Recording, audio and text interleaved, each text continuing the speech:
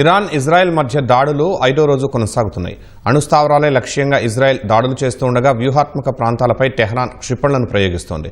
Israel దాడుల్లో Iran యుద్ధకాల సైనిక దళాల అధిపతి అలీ షాద్మానీ మృతి చెందారు. అటు ఇజ్రాయెల్ గూఢచర్య సంస్థ మొసాద్ కేంద్ర కార్యాలయంపై ఇరాన్ బాంబులు వర్షం కురిపించింది.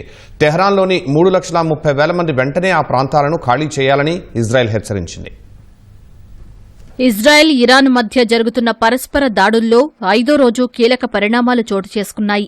ఇరాన్ కీలక సైనికాధికారిని ఇజ్రాయెల్ హతమార్చగా ఆ దేశ గూఢచర సంస్థ మొసాద్ కేంద్ర కార్యాలయంపై టెహ్రాన్ క్షిపణులు విరుచుకుపడ్డాయి. ఇజ్రాయెల్ చేసిన భీకర దాడిలో ఇరాన్ యుద్ధకాల సైనిక దళాల అధిపతి అలీ షాద్మానీ మరణించినట్లు ఐడీఎఫ్ ప్రకటించింది. ఇరాన్ టాప్ మిలిటరీ కమాండర్లలో ఒకరైన అలీ షాద్మానీ సుప్రీం లీడర్ ఖమేనీకి అత్యంత సన్నిహితుడైన సైనిక సలహాదారుడిగా ఉండేవారు. ఆపరేషన్ రైజింగ్ లైన్ చేపట్టిన తొలి రోజే ఇరాన్ సైన్యాధిపతి Mohammad Bagheri, revolutionary guards chief Hussein సలామీతో పాటు war time chief of staff Gholam Ali Rashid చనిపోయారు. శుక్రవారం అలీ రషీద్ స్థానంలో షాద్మానీని సుప్రీం లీడర్గా నియమించారు.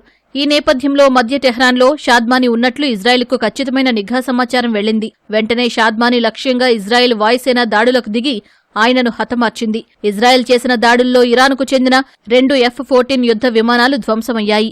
నిన్న జరిపిన దాడుల్లో ఇరాన్ ప్రత్యేక ఎలైట్ దళం ఖుద్స్ ఫోర్స్కు చెందిన 10 కమాండ్ సెంటర్లు నాశనమైనట్లు ఇజ్రాయెల్ సైన్యం తెలిపింది.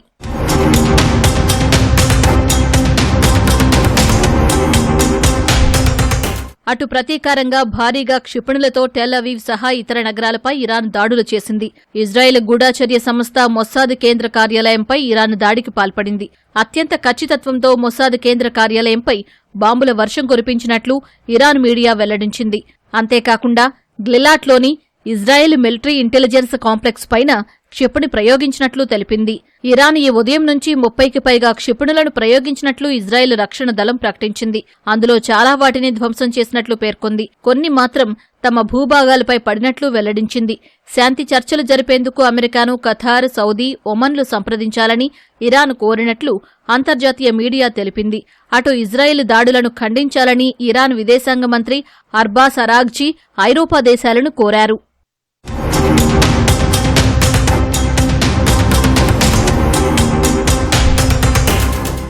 టెహ్రాన్లోని 3,30,000 మంది వెంటనే ఆ ప్రాంతాలను ఖాళీ చెయ్యాలని ఇజ్రాయెల్ హెచ్చరించింది.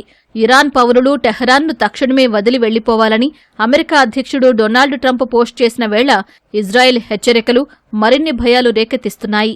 మధ్యప్రాచ్యంలోని పెద్ద నగరాల్లో ఒకటైన టెహ్రాన్లో 1 కోటి మంది దాకా ఉండగా ఇజ్రాయెల్ దాడుల్లో 3.5 లక్షల మందిపై ప్రభావం పడనున్నట్లు తెలుస్తోంది. ఉద్రిక్తతలు పతాక స్థాయి చేరుతున్న వేళ పశ్చిమాసియా దేశాలు కీలక నిర్ణయం తీసుకున్నాయి. పశ్చిమాసియాలోని పలు దేశాల్లో గగనతలాలపై ఆంక్షలు విధించారు. ఇజ్రాయెల్ భారీ క్షిపణి దాడులకు పాల్పడుతూ ఉండడంతో ఇరాన్ తమ గగనతలాన్ని పూర్తిగా మూసివేసింది. లెబనాన్, జోర్డాన్, ఇరాక్లోనూ విమానాల రాకపోకలు నిలిచిపోయాయి. పశ్చిమాసియా వ్యాప్తంగా ఎయిర్పోర్ట్లు మూతపడటంతో వేలాది ప్రయాణికులు అక్కడే చిక్కుకుపోవడంతో తీవ్ర ఇబ్బందులు పడుతున్నారు. 10,000కు పైగా ప్రయాణికులు పశ్చిమాసియా విమానాశ్రయాల్లో చిక్కుకుపోయారు. ఇజ్రాయెల్ తమ బెన్ గురియన్ విమానాశ్రయాన్ని మూసివేయగా 50,000 మందికి పైగా ఇజ్రాయెల్ ప్రయాణికులు విదేశాలలో చిక్కుకుపోయినట్లు తెలుస్తోంది.